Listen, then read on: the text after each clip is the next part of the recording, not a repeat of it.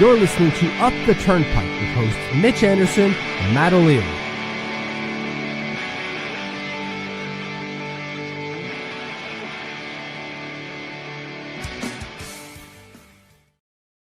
Hello and welcome to the Up the Turnpike postgame show. What is going on? I am Matt O'Leary. I'm joined as always by my good friend Mitch Anderson. Mitch, how's it going tonight? How sweep it? Oh God, Jesus hairs! God damn, this is the problem with having props is they're not always the cleanest things in the world. Oh, you see, you got to pull it in a little bit more to your frame. Crap! There you go. I should have done it with the other hand. There we go. Oh, look at that. I was just standing there with a broom in my hand for no reason. No one could even see it. I was like, I think he's got something. Okay, see, classic stuff. Gotta love it. The New York Islanders win 2-1, which means they have swept the New York Rangers. First time in their history that they've done it while winning all 4 games in regulation. That was a nice little stat from Brendan Burke there. That's interesting. So yeah, hell yeah. Matthew Schaefer living up to expectations already. Love it. Yeah, that's what he said, right? Like he said, we're going to beat him every single time. And so far, so good. Yeah, this team will never lose again to the Rangers, which honestly, big dubs. Worth it. Absolutely. But yeah, big win.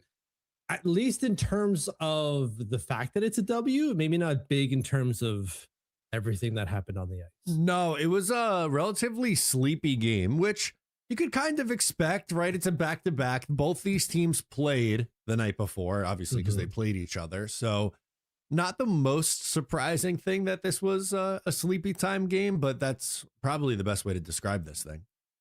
Yeah, well, kind of, but you'd think that the Rangers would be kind of pissed. Like we've lost 3 games to this team. They've outscored us. What was it? 12-2 or something like that? It was 12-2 going into today. So 14-3 in the season series. Right. Just like embarrassing us basically. Like, and I thought that not that they come out and start fighting everyone that Matt Rempe would just destroy everyone, but I thought there'd be something in it, but there was nothing in this game, at least from the Rangers' perspective. Not at all. And before we get into the goals, our guy Taylor chiming in with the super chat. The broom is the correct amount of dirty because MSG is a dump. LFGI. Look at that. I absolutely love it. Taylor, thank you so much for supporting one of our biggest YouTube supporters here. We appreciate you. It's always a good day when we can break out the brooms against the New York Rangers, ain't it? Absolutely. Big supporter here on YouTube and a patron as well in the Discord channel constantly. So absolutely love that. Taylor, thank you very much. That broom was super dirty. You could probably see some like particles of dust flying around, some Pete hair, maybe even some Marshall hair in that thing. I don't know, man. That is an old ass broom. I've had that broom for probably longer than Matthew Schaefer has been alive. Oh my God. When you put it like that, that's really scary, dude. It's bad. I need a new broom. All right, let's get into this one, Mitch. No goals for either side in the first period. Shots were 6 apiece. There was 1 penalty, and it was JT Miller in the final 10 seconds of the period. So low event hockey, fair to say, for the first period? Oh, yeah, super low event. Sorokin stopped a few opportunities there, but nothing too crazy. I'm trying to remember if there's anything else from that first period that just kind of stood out. There wasn't really to my mind. Except for the fact, it was in the first, it was in the second where I texted you, like, I'm having a hard time staying awake, dude. Like, there's nothing going here, which is, as we were mentioning, a positive for us. Like, we know we can beat you. The Rangers need to show that they can beat us. And so, like, they've got to do something. And you're at home in front of your fans. They're not going to, accept a season sweep against the Islanders, who weren't supposed to be good this year, and you were supposed to be good. Like, they're not going to accept that. But they didn't show up, which we'll take, man. That's great because we saw 40 minutes where we can show up for sure. Yeah, no, absolutely. And like that carried over into the second period. Like shots for that period, Rangers 8, Islanders 5. So it's not like it turned into a barn burner. And it took 17 minutes and 18 seconds into the second period before the Islanders would actually get through and get the first goal. And as everyone predicted, it's noted goal scorer Carson Soucy against this former team. Yeah, and right on time here from Carl with the super chat. Thank you, Carl. Here says, "Love that Soucy scored his first for the Isles against the Rags, his former team." Poetic, absolutely on a nothing play. he was just trying to throw it. There was people, was it Simon Holmstrom? No, it was Mark Gatcombe in front of that. He's just throwing it there and hoping like we'll see what happens, and it pops in. Unbelievable. Yeah, pucks on net, good things happen. I was watching the game with my wife Taylor, and she was saying when he scored, she's like, "Wait, that's the guy that was just on the Rangers, right?" I'm like, "Yeah," and he goes, and I said, "Yeah, he just threw pucks on net," and she's like, "No, it was because he knows the goalie and knows his weak spots." I was like, "You know what? I like that logic. I'm going to go with that. That's better." So I said I would bring it up on the pod. So here I am bringing it up on the postgame pod. There you go. Yeah, absolutely. Taylor is always right. So agreed. Agreed there. So thank you, Carl, for that. We have another super chat. Oh, man. We keep on rolling. Oh, yeah. Shite. Long time follower here. Let's go Islanders season sweep. Look at that linesman. Schaefer's yet to be wrong. And honestly, gotta love how the Islanders crowd dominated the Garden. They were loud. That's true, man. Yeah, it was pretty quiet, like Rangers wise. Up until they finally would break through and get a goal. And we'll talk about it, obviously, in the third period. But through the first 40 minutes of this game, there wasn't any really like point where it was loud and into it. And you would hear the Islanders chants coming through. Yeah. And even like missed opportunities. So there was one point, I think it was a rush opportunity, and the puck was about to get to Bo Horvat, or Bo Horvat was making it play, and it just kind of, he didn't have the room to execute it. And he heard the moans and groans like, oh, at MSG. That you don't hear that usually. It's kind of the opposite. Usually it's our barn is loud when the Rangers are playing, but that's not the case, man. We took over MSG. Let's go. Love it. Love it. It makes you feel good. That's for damn sure. And something else that makes us feel good. So the Islanders take us 1-0 lead at 7:18. Just over a minute later, Matthew Schaefer scores goal number 14 on the year, assisted by Bo Horvat. I want to draw attention to Simon Holmstrom. This is the one I was talking about. Like the screen he's got in front here. Yep. I don't know if he means to do it exactly as he did it, but Jonathan Quick had no idea where this was going. None at all. And Matthew Schaefer got to pick his spot and hit it with the lethality of a military trained sniper. And also, too, something of note, I'm pretty sure this is pretty good, but Matthew Schaefer with this goal has passed Bobby Orr for most goals by an 18-year-old defenseman. Yeah, Max TGG said it here in the chats. Bobby Orr, who? Yeah, I don't know. I'm not too familiar with his game, but this Matthew Schaefer kid's pretty good. Bobby Orr, who indeed. Exactly. Never heard of him. Never want to hear. Yeah, so Matthew Schaefer doing the goddamn thing. What a shot by him. And he was in it all game. There's even another opportunity later in the game in the third, yes, where Matthew Barzal has this great opening in that third period to really kind of put this game to bed, and he skies it for some friggin' reason. That happened a few times too today. They had more. Yeah. This probably shouldn't have been a 2-1 game. The Islanders, it felt like they missed a lot of opportunities. Yeah, it's just insane. And that opportunity for Matthew Barzal occurred only because Matthew Schaefer was driving the lane. Yeah. Pulled a couple of defensemen in on him and opened it right up. Just absolutely love it. Yeah, so nice way for the Islanders to end the second period, right? Like, as we said, we were scoreless through the first 37 minutes of this game. So we're talking under 3 minutes to go in the second period. The Islanders get 2 goals, take a 2-0 lead into the third period. Yeah, it's fantastic. And the Rangers for the first part of that second period were kind of not dominating, but had the run of play, and the Islanders just kind of maintained or withstood the little bit of pressure they were offering. And then, counterpunch right there with 2 quick goals. And you got the lead going into the third. They're done. They were done. I know they eventually score a goal, but like lucky goal in terms of the opportunity they were given. Gabe chimes in with the super chat, says Susie scoring, you couldn't have written it any better. No, just absolutely perfection, right? Really the last 2 days with Palat scores in his first game as an Islander, and I saw Devils fans going absolutely buck wild. And then today, of course, it was Carson Soucy who scores the first goal of the game. Yeah, I know we said yesterday, bring up your gambling wins there. There's one here from our patrons in the Discord channel. Our boy GM bet Carson Soucy first goal scorer at plus 5,500. Hell yes. Love that, dude. Let's go. $5 turned into 280. I would never have done that ever in my life. No, but that's awesome. That's a big time win. Things you absolutely love to see, Mitch. In the third period here, the Islanders would take an early penalty. It was Ryan Pulock who takes a penalty, and on the power play, Mika Zibanejad blast one through. Yeah, it's a good shot by Mika Zibanejad. I honestly, when I was watching it live, I thought Sorokin had it. I thought So he did got I. there quick enough, but apparently not. It went right through him. But that penalty was BS. Total bullshit. Like he being Ryan Pollock doesn't get much on him, and they called him for boarding on that. Absolutely bull crap. Yeah, there were a few of those tonight, and I'm not usually like the blame the refs guy. I think that's kind of lame sometimes. Yeah. But even in the second period, the Matthew Barzal high sticking one, like by the letter of the law that you got him in the chest, it's supposed to be shoulders up for the high stick. It's true. It's true. So like got him right here. It's still a careless use of your stick. Sure. But I get you when it's defined shoulders up, you're like, okay, well then that's not, I don't know whose shoulders are below their chest. Now, I wanted to ask you, we were talking penalties. Tony D'Angelo gets called for a 2-minute penalty, abuse of officials while he's on the bench. What do we think happened there? I don't know. Like V Gamers is saying here, what did Tony say to warrant a penalty? Like it must have been bad because linesmen aren't supposed to whistle games dead.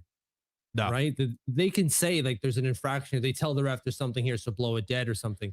That's not what happened. He blew the whistle of the game done. And they called him for something on the penalty. I don't know what the hell he said, but it must have been awful to get that penalty. Yeah. Thankfully, we killed it though. Yeah, thankfully they killed it is right, but I'm not gonna lie to you. I was sweating a little bit. I thought, oh boy, here we go. I will keep an eye while we're doing the rest of the post game. I'll keep an eye on Twitter, and if anyone sees it while you're here watching, toss it in the chat, and we will pull it up. There you go. Yeah. So they get the power play goal, and it didn't really feel like they pushed, they being the Rangers, much. I've never seen a Rangers team look so lifeless in years. No, they are completely defeated. It is going to be ugly the rest of the way. And I'm here for it. I'm here for it because screw them. Yeah. No, it was a bad effort from them. They would not be able to tie the game. So we're looking at a New York Islanders 2-1 win. As we've discussed already here on the show, the Islanders have won all 4 games against the Rangers. This is the last time these two teams play this year. And they won it by a margin of 14 goals for and 3 goals against. That is just absolute domination, which, like, if we're going to be fair, Rangers dominated the Islanders last year. This year, completely different story. Islanders flipped the page. Yeah, let's just hope they don't get the first overall because of it, right? Because that's we did. Yep. And they're trending for a worse season than we had. So hopefully they'll get the first overall. Because screw that. But what makes it worse, this isn't going to happen though, but what makes it worse is if the Islanders won just one of the other games, the spots would have flipped and it would have been the Rangers getting the number 1 pick. So I don't think that's going to be the scenario for these two teams. No, God, could you imagine? Oh, thank God. I don't want to imagine. I don't want to speak that into existence. Screw the Rangers. Absolutely. So let's take a look at the game stats here, and then we'll get into the box score numbers. Shots were even, 21 for each team. Islanders were horrible in the faceoff dot tonight. Yeah. They only won 37.5% of their faceoffs to the Rangers 62.5%. Islanders 0 for 3 on the power play. Rangers went 1 for 3, so 33%. 8 penalty minutes a pop for each side. Rangers with a ton of hits. My goodness, 31-16. Block shots, Islanders blocked 17 to the Rangers 10. Giveaways, Rangers with more, 16-12. And the Islanders had one more takeaway, 3-2. Those are low takeaway numbers. We don't usually see them just like 5 combined, but whatever. Yeah, those face-off numbers are bad. I imagine Jean-Gabriel Pageau has a lot of those face-off wins for us. Let me take a look. Pageau was 76.9%. You have McLean 16.7, Druin 12.5, Horvat 40.9. So it was pretty much the Pageau show in the face-off dot. 100%. Okay. I assume Matthew Barzal has the most ice time for forwards, but I have a sneaky suspicion it's going to be Bo Horvat. So is Bo Horvat or Matt Barzal your answer? Matt Barzal is my final answer with like with a caveat. Confident. So you pick the 2 guys that it usually is. I know, but like I felt like Bo got enough shifts today that he might have taken Barzal over, but Barzy just plays really well against the Rangers. So I'm just going with him because That's usually what happens. Bo Horvat is your leader at 19 minutes and 55 seconds. Shit. But you're right. Like I played both sides. Least I want to say it's Mark Gatcomb. Not a bad guess. Maxim Shabanov has the least at 7 minutes and 59 seconds.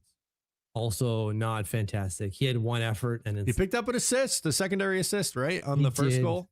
And he probably could have scored two, right? He gets one to go 5-hole and quick, and it just the inside skate catches it and it goes wide. Yeah. That would have been nice for him to get one on the board. That's true. Schaefer has the most ice time for defenseman, and it's not close. It's not an egregious number. 23-25. Pellick is next closest at 21-19. Yeah. Least, I guess, is Carson Soucy. Is it Mayfield? No, it's Carson Soucy. Stick with your gut. 14 minutes and 39 seconds for him. Yeah, that makes sense. Like, any fine. Wow. Wait, sorry. How many minutes? 14:39. Okay. I thought you said like 12:30 something, and I was no, that's not a lot. Okay. He's still got to get used to the system, right? So I hope that number goes up a little bit more. Not a ton. Like, I'm totally fine. Soucy got 14:39, Mayfield 15:33. If both of them go up by 1 to 2 minutes, and you're looking at like in the 16 to 18 minute range for both those guys on most nights, I think that's probably the ideal spot. Yeah, exactly. So that's fine. And then Sorokin was lights out. Yeah, stop 20 of 21, 1 goal against, 952 save percentage. Just give him the Vezina tonight. Absolutely. 100%. Like, he's so goddamn good right now. As he's been for a number of years, obviously a couple of years where he wasn't, but this has to be the year he wins the Vezina. 100%. He has earned it. All right, Mitch, let's do these questions here to close out. All right. We got lots because people are chiming in, obviously, because the Rangers suck. Jeremy here starts us off. Not a lot of energy expended, but I think that has to be part of their plan in a game like this when you have 6 games in 9 days with games against teams of greater importance coming up. So like a little bit of game management from the Isles. Yeah, a little bit, right? And like also too, I feel like you respond to the game situation you're in, and the Rangers, as we were saying, they came out sleepy. So I didn't think it'd be one of those games where the Islanders are like just come out flying and it's like you look and it's 3-0 after the first period. It kind of played out how I expected it to tonight. Yeah, exactly. So we have Craig at 9:48 saying we beat an AHL team twice in a row. Great. The team needs to be better. I have a little bit of respect for that to be like, great. Let's not get complacent about beating a team we should be beating. Is Craig ever happy? What do they have to do? I don't know. But like, I kind of get it, right? Yes, you weren't super convincing today, right? Like, this team did not play well. They played better than a shitty team. Let's be honest. They're better bad than a shitty team. They're not a good, but you're supposed to beat those teams. And we complain about the Islanders playing down to competition, and then they beat the team they're supposed to beat twice in a row. Now that's a problem. Good call. Yep, good call. You know, they didn't play down to competition this time. It is the Rangers, but let's see how this goes. Here we go. So Max TGG says Devils won today, but I think Sip got benched. He had one shift in the second half of the game. Last 4 minutes not accounted for. I'm going to take a look without knowing any context, because I know obviously you're watching Islanders and Rangers. Yeah. What do you think Maxim Siplikov's ice time is in this game? I'm going to say 10 minutes. 8:18. And Jack Hughes got hurt and didn't return. Shocking. Jack Hughes got hurt. And he only played 2 minutes and 27 seconds. So down a forward, Maxim Siplikov got 8:18. Yeah. Down a forward, space in the lineup. Look, I hope he figures it out. And I had this conversation with someone on a Devils follower online who was like, oh, the underlying numbers on Maxim Siplikov are great. Look out, the underlying numbers. Like, the guy plays 9 minutes a night. Like, the underlying numbers can get skewed by one goddamn shift. Relax. Don't start waxing poetic about Maxim Siplikov. There's a reason we traded him. The fact that we got more for him, amazing. Amazing. We got 2 picks and a player for Maxim Siplikov. We'll win. Let's go. W. Yeah. What do we got? Andrew says at 9:51, despite one little windmill dig tonight, Duclair has been quiet since the road trip. You think this Zika stick is wearing off? Oh, I hope not, but it might be losing its powers. Might be time to go back to the old twig. Yeah, or find someone else. Just take anyone else's stick. Let me try yours. Yeah, who's hot right now? Yeah, except for Simon Holmstrom's. It's going to be too long. It's going to be too long, too stiff. It's like 120 flex. I don't know if they even make those. Only in Sweden. Yeah, only in Sweden. It's a metal pipe, actually. It has no give to it or bend. Legally a weapon. Yeah, exactly. Oh, man. Just below that, another good one here from Seder Survival. Was Drouin playing? I don't remember seeing him. That was another guy who had a good look and shot it too high. And I like sighed to myself while watching. Yeah, in the Discord, explicative Drouin is what I wrote out. Just like, come on, man. It wasn't a pure and an easy tap in type of thing. He would still have to do something, and he was covered. There was a player in front of a Rangers defenseman in front of him. But the fact that he still didn't even get it on net is just kind of like, what are you doing, man? You're not going to score if you don't get it on net. Just don't try to complicate things. Oh, I'm going to pick my corner. No. You haven't scored in like 31 games. Just get it on the net. In this square, just put it on there. Even if it hits the goalie, good. It's a good start. You're in the slot and you hit the goalie, great. Now let's move to the next step of trying to beat the goalie. But do that part first, please. Yeah, baby steps. Got to walk before we run. Absolutely. Sam G at 954 says, shocker, Matthew Schaefer broke a record tonight. It happens just about every single night, isn't it? Yeah, absolutely. And then State is saying at 956, let's break Housley's record. So Phil Housley has 17 goals as an 18-year-old, which I think is the most ever. Okay. Matthew Schaefer's now at 14. Do you think he gets 4 more goals the rest of the season? Yes, I think he can. Have we ever had? Well, I'm sure we've at one point had. When was the last time we had a 20-goal defenseman or more? I think we looked at this. I think it was Potvin. I'm sure it's Potvin, but like, did anyone even come close to that? Like Dobson might have come close, right? He had 18 one year, did he not? Just for reference, 1985-86, Potvin had 21. That was the last time he had 20. I think I was gonna say like 13 or something like that for Dobson might be his high with the Islanders. It was 13. Right? Yeah. Like outside of that, we're Strite is another like offensive defenseman, but yeah, Hockey Life is bringing up Strite. State of Survival bringing up Malikov, but Malikov had 14 as an 18-year-old, did he not? Yeah, Strite had 16. That's probably the closest that you have. Chris from Long Island is bringing up Johnson. I don't know if he got that high.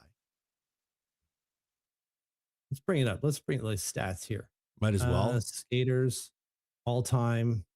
And we want defensemen, and we want only for the Islanders. Yep. Do that. Okay. Oh, let me maximize the screen here. Okay. This is all time. No. I want to do by season. I hate the NHL's goddamn website, dude. It's the worst to try to find stats. Like, I know eventually you get there, but it's just a frustrating way to like. State of Survival said Mark Eaton. I don't think does Mark Eaton have like 5 goals combined with what do you have 2 years on the island? Yeah, he had one goal in 2 years. Yeah, the high scoring defenseman not named Denny Potvin was Jean Potvin, who had 17 goals in 75-76. Then Tommy Johansson 84-85, Roman Hammerlick 16. And Mark Strite 16. There we go. Doug Grossman, that is a name I do not remember, had 15. And what but year outside was that? of that, it's all Denny, all of it. What year was Grossman? That was in 89-90. Okay. Well, before my time. Yeah, exactly. Before both of our times there. So like, there you go. Oh my God. What is, I'm trying to get the comments back up again. There we go. Okay. Okay, so Chris from Long Island at 957 said, guys, besides Kyrou or Robert Thomas, have you heard of any of the names for long-term solutions to add goal scoring? Long-term? I don't know about long-term solutions. I know the Islanders were listed as one of like the 12 teams showing interest in Artemi Panarin, and that at his age, I wouldn't necessarily say that's a long-term solution. I also would not. I don't want to get involved in Artemi Panarin. I've seen the name of Owen Tippett been floating around. Okay. Now, I don't think that the Flyers are going to jump to trade Owen Tippett to the Islanders. That's a name that's out there. And that's a kid who's only 26 years old, just turned 26. No, he will be 27 in a month. And he's got 30 goal potential for sure. He scored 27, 28 2 years ago. Yeah, I don't, and tell me if you feel differently. I don't think of him as like a goal scorer. Like when I hear like when I think of like with Kyrou and Thomas, and I know Thomas is not like putting up 35 goal seasons or anything like that, but 30 is the number in my head. Like the 25, I think of him as more of a 25 goal guy, which there's a difference. There is a difference, right? Like I know we're only talking about 5, but you got the potential for more. When you hit the 30, you're like, okay, that is a goal scorer. When he does it consistently, right, which Tippett has not done, but Kyrou has indeed done it consistently. Not this year, but consistently in general. So there you go. Where are we going here with me? So Richard Lord says, how sweep it is. Well done, lads. Please like and subscribe. Now let's beat the Predators. Boom. Let's just keep the train rolling. Are we playing in Nashville? No, they played down there already. So back. Oh, that's Saturday, right? Yes. I'm going to the game Saturday. I forgot. There you go. Perfect. So I'll be in attendance. If anyone's there, shoot me a message. I'll be there. Exactly. Steve at 10:02 says the last time an Islander Russian got an assist against the Rangers, they were traded the next night. Shabanov being moved. Let's go. Look out. I mean, why not? Right? Like, what is it? Justin Bourne made that point. Like, you're bringing in these guys for free. You're still paying them a salary, but you didn't spend anything to acquire them, and then you trade them for, again, in the case of Maxim Siplikov, 2 picks and a upgrade on the player you just traded. Yeah, more expensive, but still an upgrade and older. But like I'm nitpicking, obviously. But yes, no one is arguing that Siplikov is a better player than Palat. Yeah, exactly. Islesman at 10:08 says, "Do we want Darsh trading?" I don't know why I read it in English, but I did anyways. I like this. Trading the Avs first for a decent forward. I'm definitely open to it. I guess it depends on what your definition is of a decent forward, but if he's a top 6 forward, then it has to be top line forward. I don't want just a top 6 guy, because we can talk ourselves into like Anthony Duclair being a top 6 guy, and he's not consistently. Like the barometer for me, like Owen Tippett doesn't move the needle enough for me to part ways with that first round pick. Maybe that was the better way of me describing it, where I think Kyrou or Thomas is a bit of a different story. Yeah. So those 2 guys, different story, but I think that's, I don't want to say the floor, but that's kind of what we're looking at. Ideally, someone a little bit younger, which Thomas is the younger of the 2 by 2 years, right? Yes. Yeah. So that's the one, but outside of that, like, I don't know, not further back, not less quality than that. Correct. Perel says at 10:10, sorry, Mitch, as much as I want to see Sorokin win a Vezina, Vasi is putting up video game numbers. Unless one of his arms drop off, his name is already on the trophy. I will say that Vasilevsky playing well, obviously, but Sorokin, I believe, is the current favorite for the Vezina trophy by a decent margin. I'm pretty sure. He already has one. F him, man. He's got his already. Okay, so the market has shifted a little bit. Ilya Sorokin minus 130, and as Pirello is bringing up here, Vasilevsky plus 170. So not the thickest of margins there between those 2. No, he's only played 33 games. How many? Sorokin's definitely played more than 33, right? Oh no, well he missed time. No, he hasn't. 32. So it's close. I guess we're still early enough in the season where that you were not going to see guys over 40, but no, exactly. And I think that Vasilevsky's going to put up more wins than that, as for some stupid goddamn reason matters for the Vezina. Pisses me off. So stupid. What do we got here? We're nearing the end here. Chris from Long Island is talking about Panarin wants 4 years, really wants 5 at 11 to 12 AAV, which is why we don't want him. I added that last part of the not wanting him, obviously. It's really risky for a player at the point that he is in his career. He's what, 34 now. He'll be 35 at the beginning of next year. Yeah. So you're signing up for a 35 to 38-year-old Artemi Panarin. And like, I know there's really a comment good. in here about Brock Nelson here from Sam saying, can we have Brock Nelson back? Because he has been friggin' phenomenal. Bender, absolute bender. But when, like, what are the chances that Panarin does what Brock Nelson is doing, where he doesn't seem to age, type of thing? It's going to happen at some point. And I would much rather have a Brock Nelson than an Artemi Panarin, because you're going to play Brock Nelson less. And then when it comes falling apart, you're like, well, whatever. It's not that big of a deal. It's not killing us on the contract, but it certainly could with an $11 million deal. Holy crap. No thanks. Go to the Sharks, like Sean Michael Beasley is saying here below, Chris. Yeah. Go to the Sharks. Please, just go. I don't think that fixes the Sharks, though. They already score a ton. They just can't defend. Yeah, I'm with you on that. I get the fit in the fact that, like, they have their young core. They're looking to add the vet presence now to push them forward. But I don't know if Panarin is the right guy for them in particular. No, exactly. Whatever. Like, they're going for star power. Like, that line of Celebrini, Smith, and Panarin would be amazing. Yep. So, anyways, where are we at here? We're nearing the end, as I said before. Sir Chris from Lion says, Mitch, what is your opinion on Cole Eiserman at this point? Some love him, others do not. I mean, it's slowed down for him. That's the issue, right?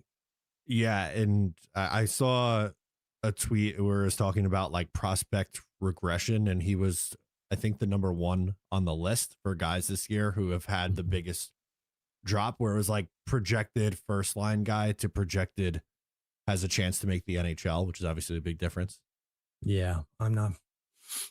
I think I'm fine with him regressing a little. But obviously, I'm not fine with him regressing. I still think that the talent is there, and I think that we can insulate him enough where we don't have to worry about defensive frailty. We just want you scoring buckets of goals. We're not going to have the Oliver Wahlstrom situation all over again, where he's trying to turn, he being Barry Trotz, trying to turn a non 200-foot player into a 200-foot player.